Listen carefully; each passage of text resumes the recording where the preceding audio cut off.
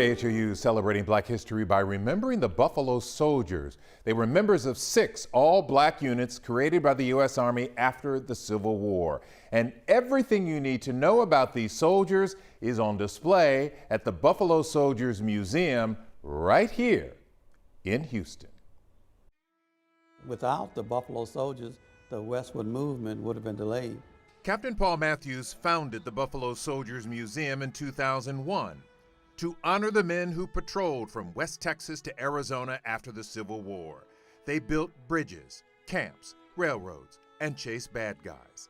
They earned a reputation and their name from the Cheyenne Indians. They saw 2 things in the soldiers that they saw in the buffalo. It was their naturally curly hair and their ferocious fighting spirit.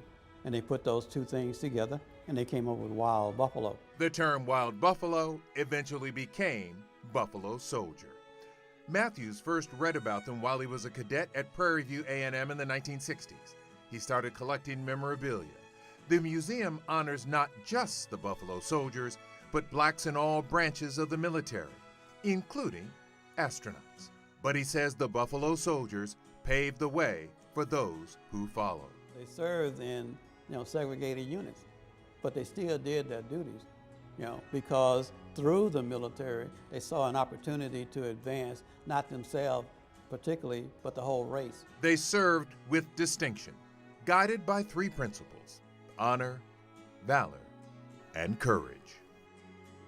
It's another one of those pieces of culture that Houston offers. The Buffalo Soldiers Museum also inviting everyone to its 2020 gala entitled A Night at the Museum. Special guest Dr. Lonnie Johnson, inventor of the Super Soaker water gun. How about that? That is February 28th at the museum. It truly is a special place that every Houstonian should visit. Absolutely.